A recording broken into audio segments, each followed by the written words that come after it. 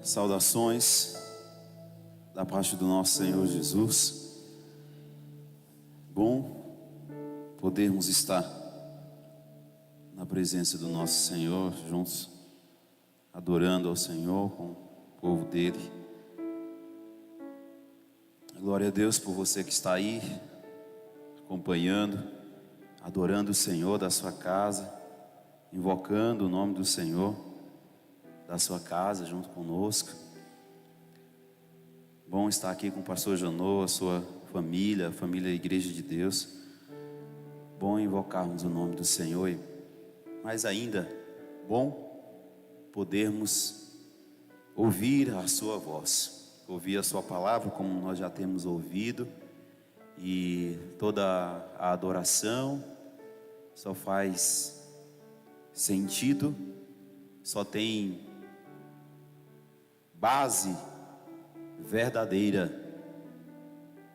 quando nós medimos, quando nós ouvimos a palavra de Deus.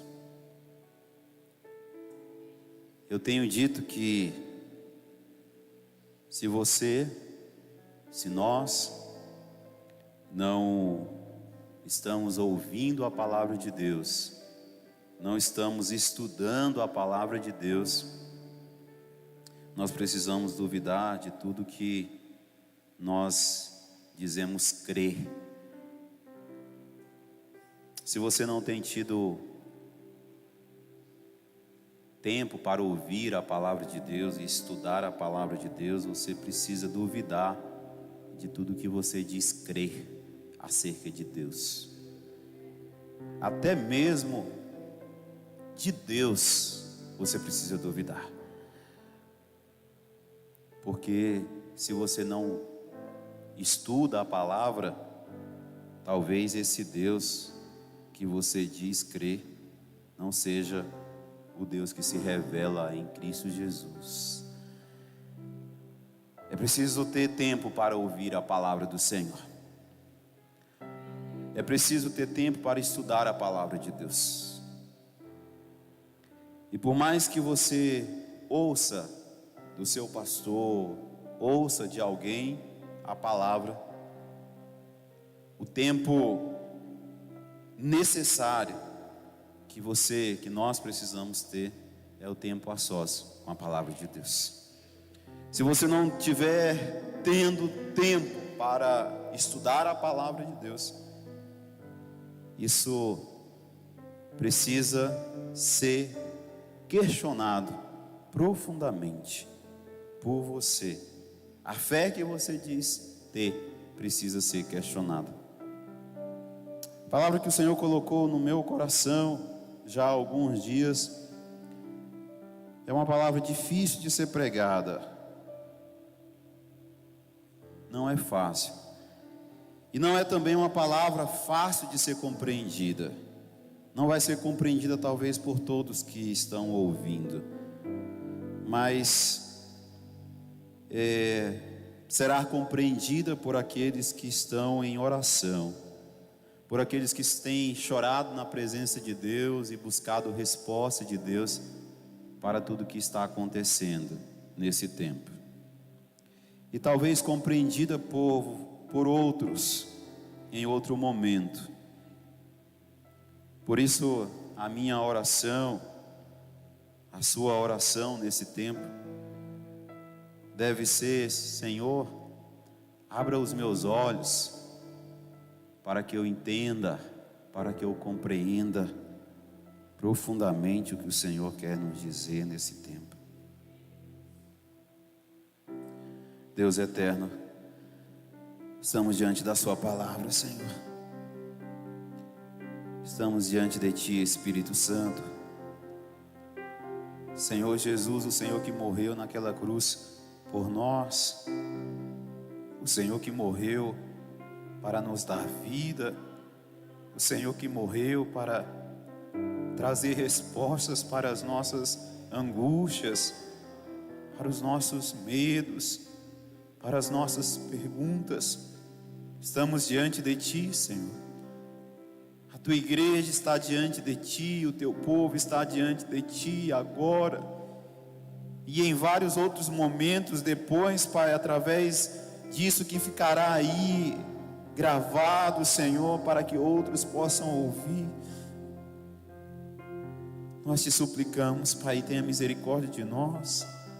Dê-nos o coração capaz, dê-nos o temor necessário para entendermos, Senhor, a Tua voz, a Tua palavra.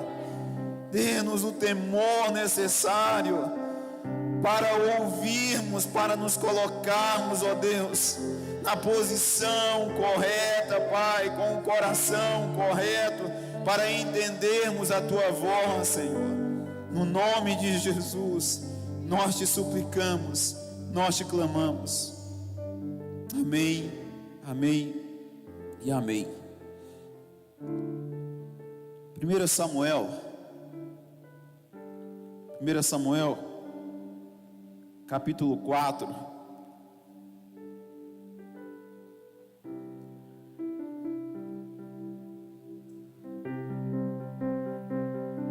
Samuel capítulo 4, a partir do verso 1, a palavra do Senhor nos diz: e a palavra de Samuel espalhou-se por todo Israel. Nessa época, os israelitas saíram a Deus. Eles acamparam em Ebenezer e os filisteus em Afeque. Os filisteus dispuseram suas forças em linha para enfrentar Israel, e intensificando-se o combate, Israel foi derrotado pelos filisteus, que mataram cerca de 4.000 deles no campo de batalha. Quando os soldados voltaram ao acampamento, as autoridades de Israel perguntaram: por que o Senhor deixou que os filisteus nos derrotassem?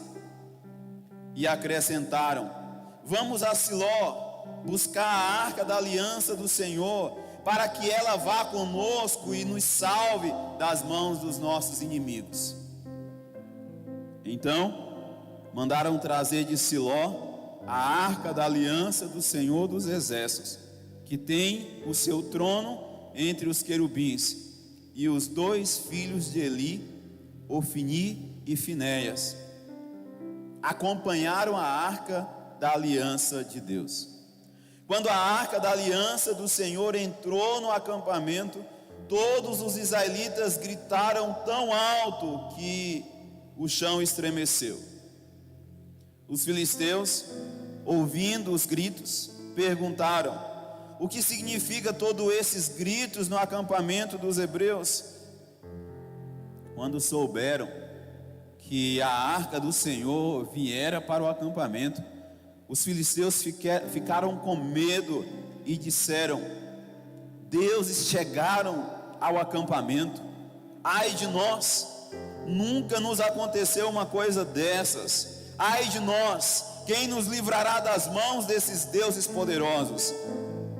São os deuses que feriram os egípcios com toda espécie de pragas no deserto. Sejam fortes, filisteus, sejam homens, ou vocês se tornarão escravos dos hebreus, assim como eles foram escravos de vocês. Sejam homens e lutem. Então os filisteus lutaram e Israel foi derrotado. Cada homem fugiu para a sua tenda. O massacre foi muito grande. Israel perdeu 30.000 homens de infantaria. A arca de Deus foi tomada, e os 2 filhos de Eli, Ofni e Finéias, morreram. Naquele mesmo dia, um benjamita correu da linha de batalha até Siló, com as roupas rasgadas e terra na cabeça. Quando ele chegou, Eli estava sentado em uma cadeira ao lado da estrada e estava preocupado, pois o seu coração temia pela arca de Deus. O homem entrou na cidade, contou o que havia acontecido e a cidade começou a gritar. Ele ouviu os gritos e perguntou: o que significa esse tumulto? O homem correu para contar tudo a Eli. Eli tinha 98 anos de idade e os seus olhos estavam imóveis e ele não conseguia enxergar. O homem lhe disse: acabei de chegar da linha de batalha, fugi de lá hoje mesmo. Eli perguntou: o que aconteceu, meu filho? O mensageiro respondeu: Israel fugiu dos filisteus e houve uma grande matança entre os soldados. Também os seus 2 filhos, Ofni e Finéias, estão mortos, e a arca de Deus foi tomada. Quando ele mencionou a arca de Deus, ele caiu da cadeira para trás, ao lado do portão, quebrou o pescoço e morreu, pois era velho e pesado. Ele liderou Israel durante 40 anos. Sua nora, a mulher de Finéias, estava grávida e perto de dar à luz. Quando ouviu a notícia de que a arca de Deus havia sido tomada e que o seu sogro e o seu marido estavam mortos, entrou em trabalho de parto e deu à luz, mas não resistiu às dores do parto. Enquanto morria, as mulheres que ajudavam disseram: não se desespere, você teve um menino. Mas ela não respondeu, nem deu atenção.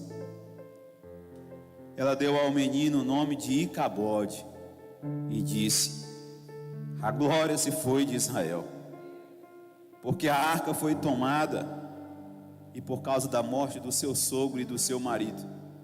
E ainda acrescentou: a glória se foi de Israel, pois a arca de Deus foi tomada. Quando a glória de Deus se vai do meio do seu povo, a glória de Deus pode ser vista de muitas formas na Bíblia.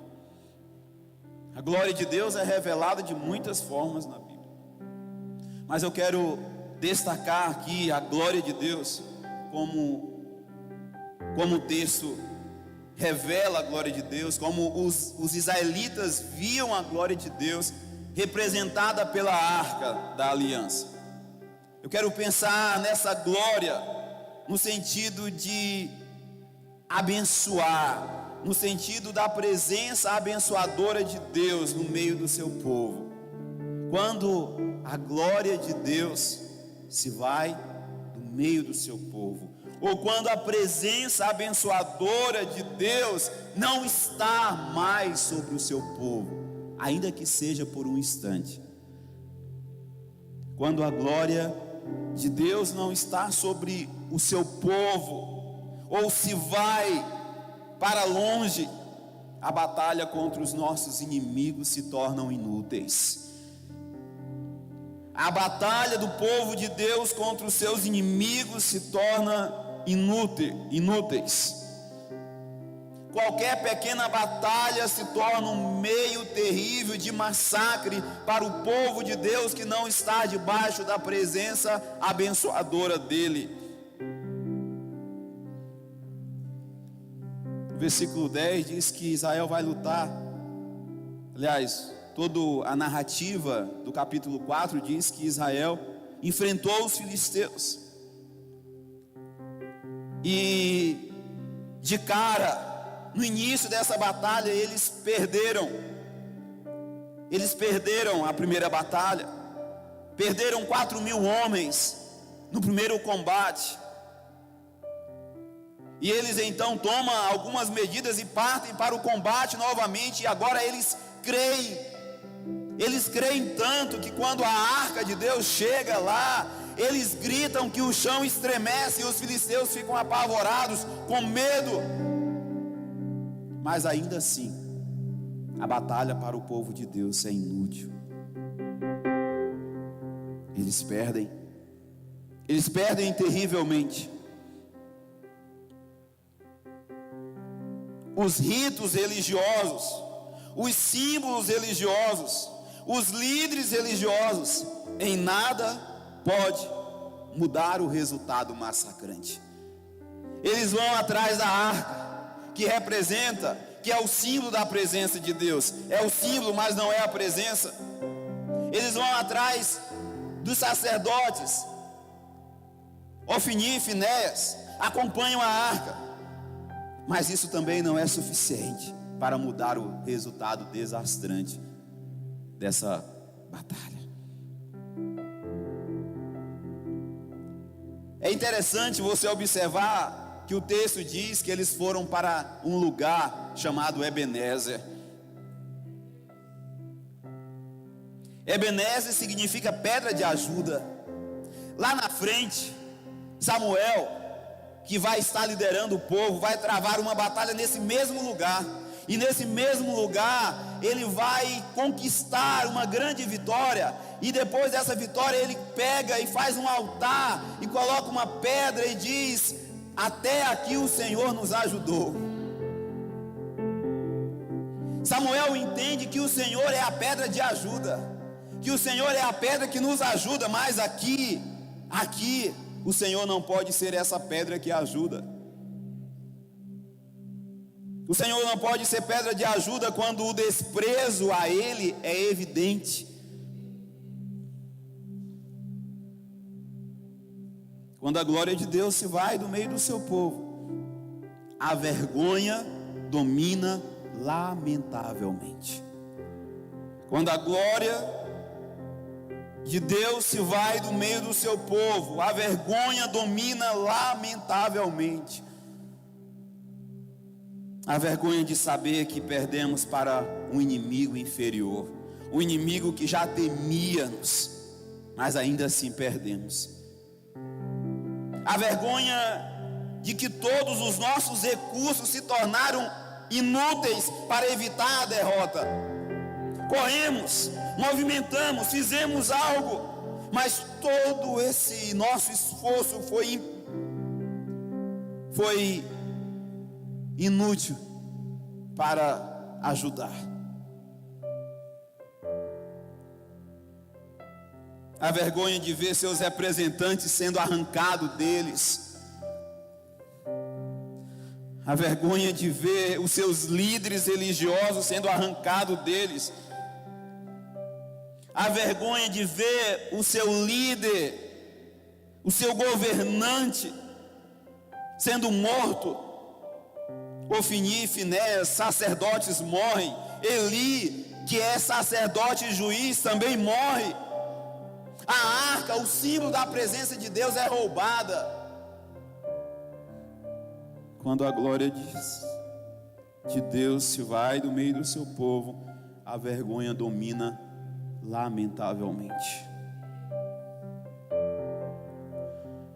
Quando a glória de Deus se vai do meio do seu povo, o pavor domina mente e corações.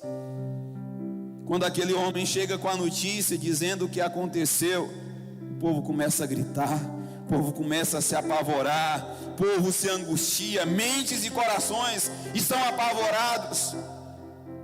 Assim fica o coração do povo de Deus quando a glória dele não está mais sobre eles. O povo fica apavorado, o povo fica angustiado.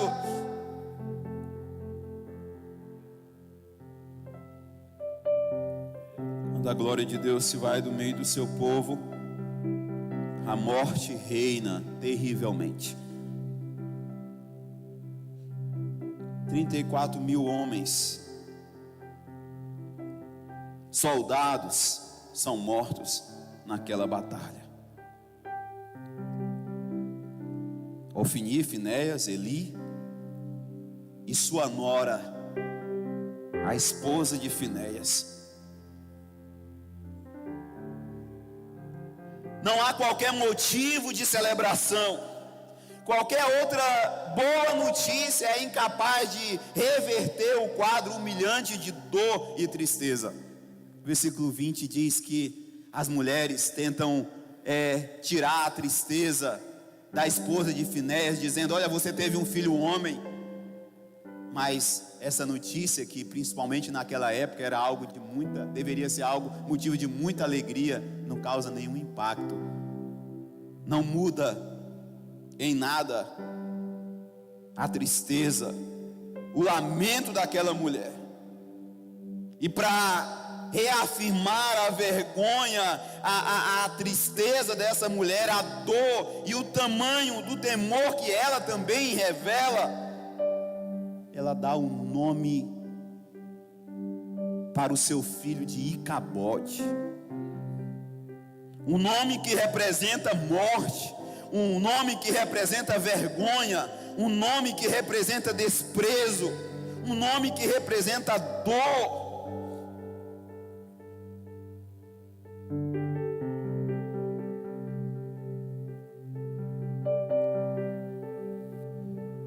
A outra pergunta que nós queremos fazer nessa noite: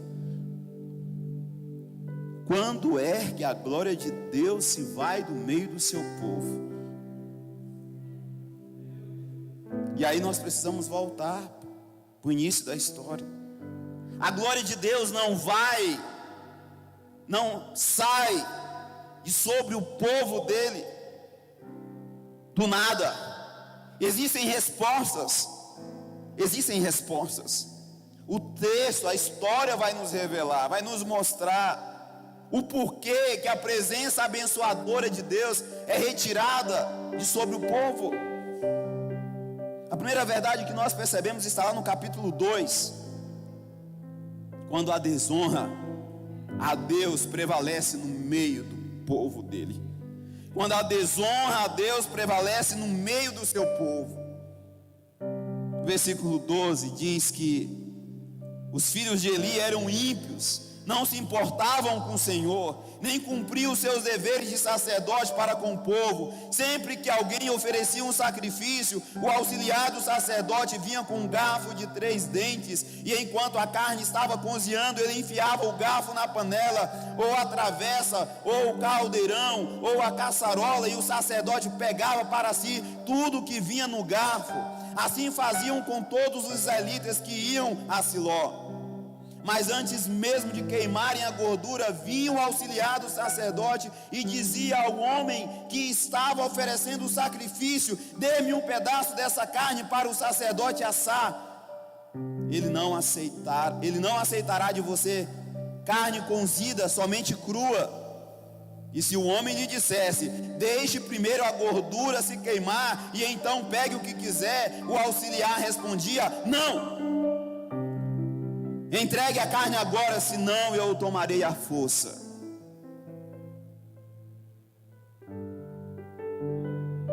Por que a glória de Deus se vai? Por que a presença de Deus abençoadora sai? Quando a desonra a Deus prevalece no meio do seu povo. A desonra é em forma de desprezo ao ministério, à vocação.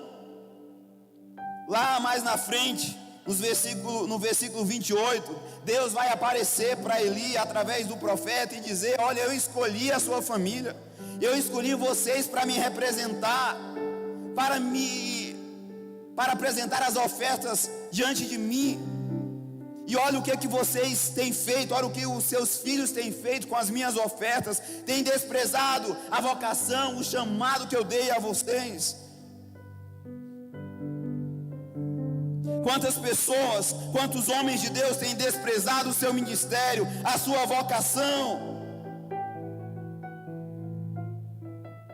Já alguém disse, um comentarista falando sobre isso, ele disse o seguinte: que ninguém pense em escudar-se contra a ira de Deus sob o manto de uma profissão externa de fé. Os chamados de Deus são irrevogáveis. Os dons e os chamados de Deus são irrevogáveis. Há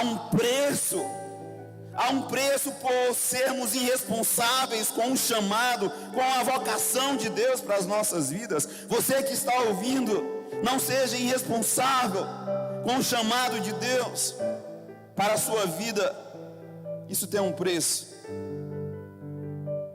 A desonra em forma de desprezo e banalização das coisas sagradas.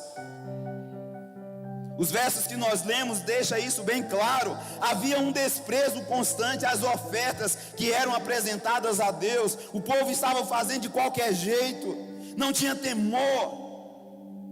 As ofertas eram roubadas, que deveriam ser queimadas. Aqueles que representavam os sacerdotes recebiam a ordem para pegar as ofertas antes de serem queimadas.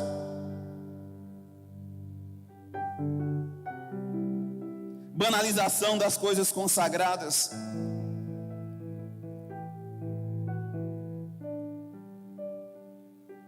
Como que o povo de Deus está lidando com as coisas sagradas? Como que nós lidamos hoje com as coisas consagradas a Deus? O que a igreja tem, como que a igreja tem tratado a família? Como que a igreja tem tratado o casamento? Qual é o valor que o povo de Deus tem dado à instituição casamento? A palavra do Senhor, Ele diz: olha, eu odeio o divórcio. Olha, que o casamento seja honrado dentre todos. O leito seja conservado puro, sem mácula. Como que o povo de Deus está agindo com isso, que é sagrado, que é criado por Deus para a honra dEle?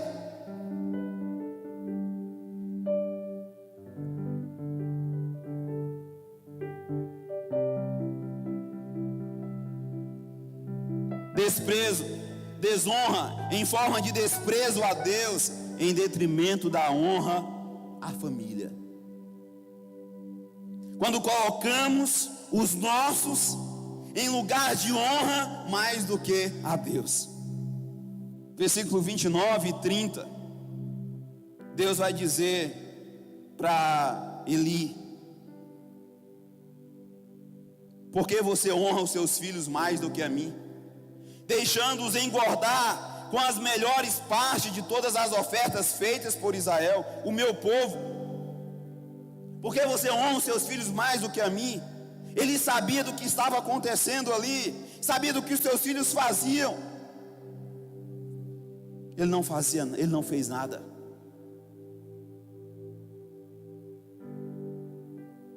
O comentarista Martin Hell disse o seguinte: os que se permitem que os seus filhos andem em todo o caminho mau, sem usar a sua autoridade para refreá-los,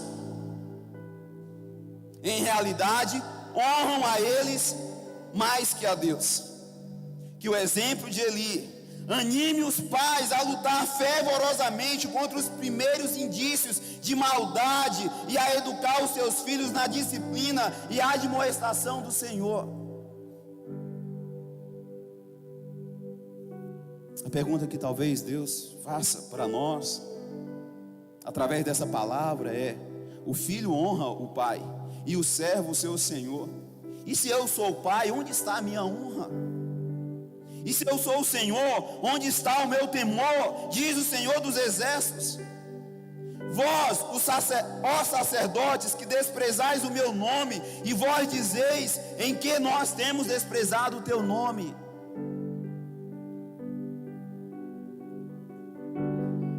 Eu não sei você, pastor, eu não sei você, sacerdote, mas o que Deus tem falado comigo é: arrependa-te, arrependa-te, arrependa-te. Essa semana eu vivi a experiência, compartilhei com o pastor Janô, e eu disse: Senhor, eu quero sentir um pouquinho do que o Senhor está sentindo. Eu passei o dia todo em agonia, só quando eu chorei, pedi perdão para Deus, é que aquela dor, aquela angústia saiu do peito.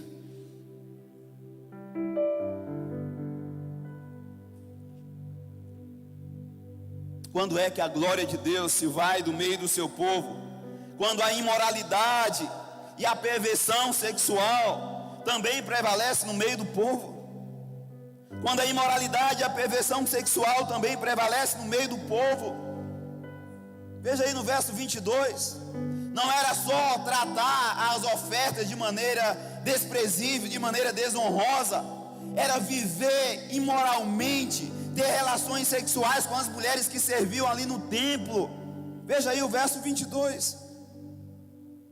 Eli, já bem idoso, ficou sabendo de tudo que os seus filhos faziam a todo Israel, e que eles se deitavam com as mulheres que serviam junto à entrada do encontro, junto à entrada da tenda do encontro. Meus irmãos, vivemos dias terríveis, como que a imoralidade, a perversão sexual tem entrado no meio do povo de Deus e tem sido visto como uma coisa normal.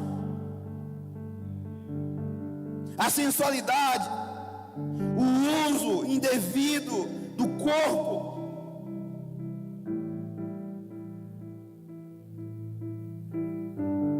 a perversão em forma de prostituição e adultério, tantas formas de desonrar a Deus nesse aspecto hoje: masturbação, pornografia, sensualidade, troca de casais e tantas outras coisas. Isso está no meio do povo de Deus. Homens da nossa cidade, envolvidos em adultérios, envolvidos em vergonha sensual.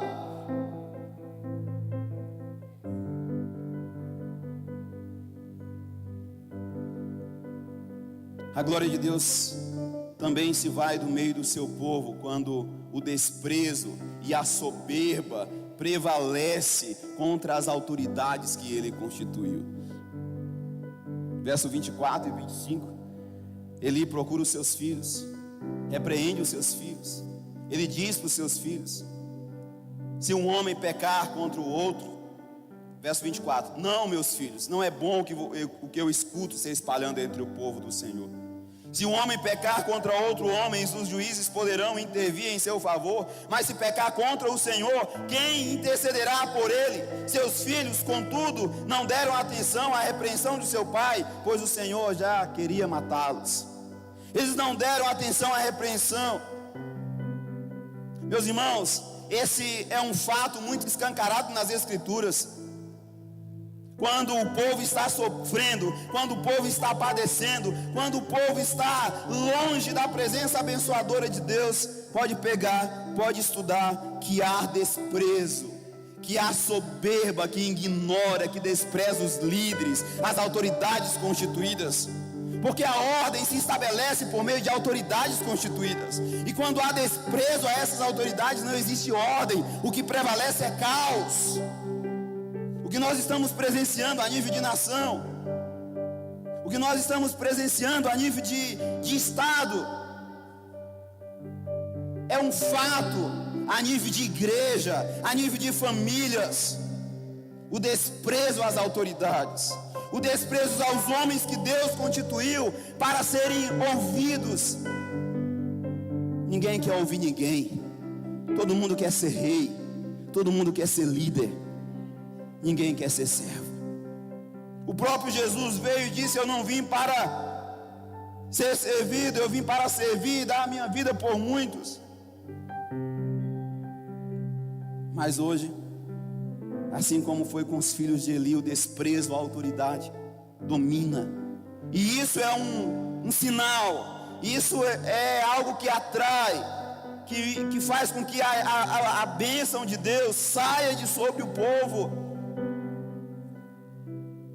Quando você olha para a igreja hoje, você vê uma igreja dividida entre aqueles que são mais liberais e aqueles que são mais legalistas, aqueles que são mais fariseus, parecem mais com os fariseus. Quando os fariseus são exortados, os liberais alegram. Quando os liberais são exortados, os fariseus se alegram.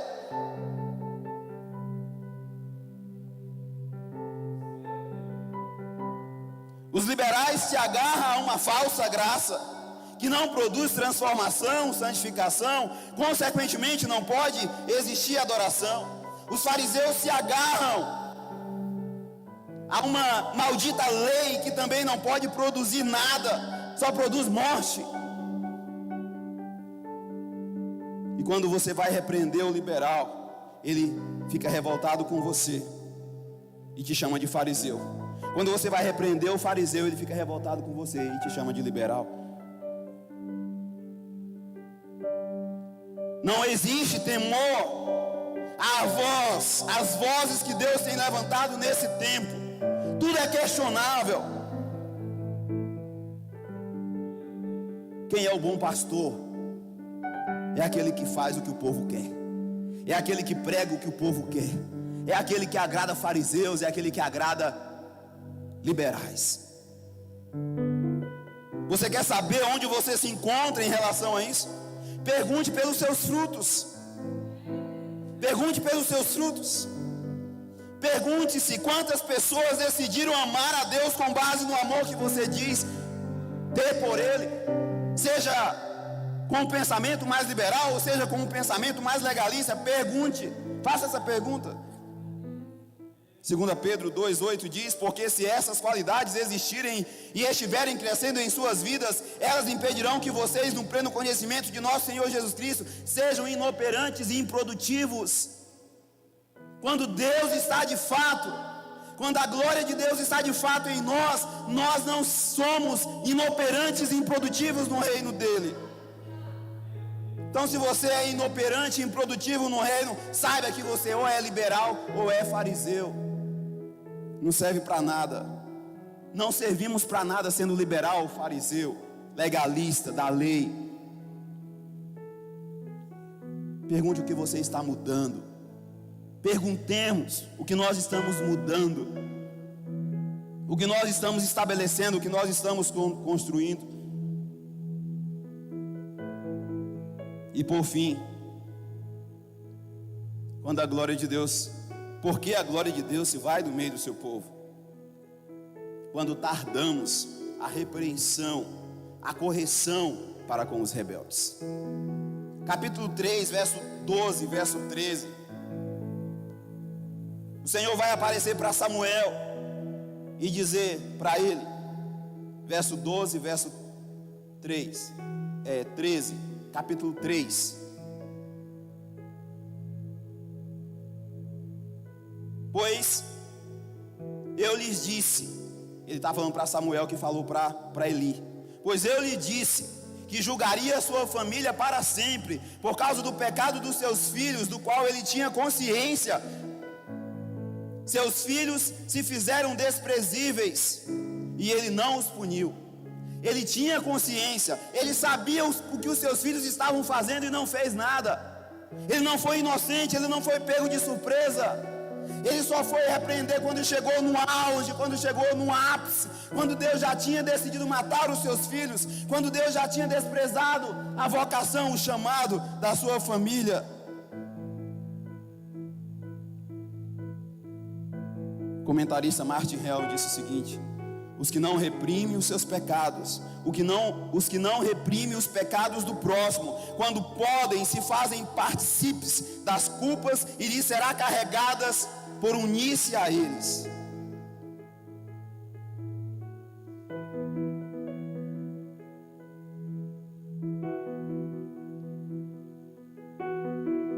O que Deus, através de Cristo Jesus, pode dizer para nós como conclusão? Ou o que Jesus, através do seu servo, do seu apóstolo, pode dizer para nós como resposta a tudo isso? Tiago capítulo 4, verso 8. Aproximem-se de Deus, e Ele se aproximará de vocês. Pecadores, limpem as mãos, e vocês que têm a mente dividida, purifiquem o coração. Entristeçam-se, lamentem e chorem, troque o riso por lamento e a alegria por tristeza. Humilhe-se diante de Deus e Ele vos exaltará.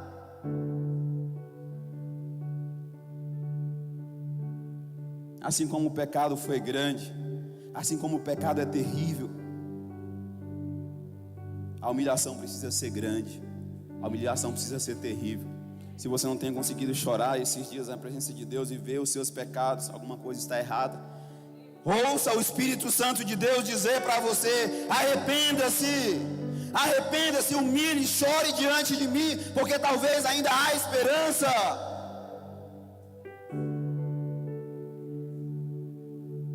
Eu vim para que tenham vida, mas o que nós estamos vendo da parte dessa terra é a morte, reinando e apavorando muitos corações. Talvez essa palavra possa nos dar muitas respostas para o que aconteceu, para o que está acontecendo e o que nós devemos fazer. Senhor Deus e eterno Pai, obrigado, Senhor. Obrigado por esse tempo, obrigado pela palavra do Senhor, Pai. Socorre-nos, Senhor. Espírito Santo, socorre-nos. Socorre os corações que estão aqui, aqueles que estão ouvindo. Socorre-nos, batize-nos com arrependimento, Senhor. Batize-nos com arrependimento de vermos, de tratarmos, ó Deus, de maneira errada as coisas do Senhor, de tratarmos, ó Deus, as coisas sagradas de qualquer jeito, as coisas consagradas, as coisas que glorificam o Senhor, que honram o Senhor de qualquer jeito, de falarmos sem temor, Pai. Tenha misericórdia de nós, Pai. Encha-nos com esse batismo de arrependimento, Pai. Quebre o orgulho, quebre a soberba do coração no meio do seu povo, para se render diante da sua palavra, diante da sua voz, que diz: humilhai-vos, humilhai-vos, humilhai-vos diante de mim, e eu vos exaltarei. Deus eterno, no nome de Jesus, tenha misericórdia de nós. No nome de Jesus. Que Deus abençoe a sua vida poderosamente, as nossas vidas, com restauração.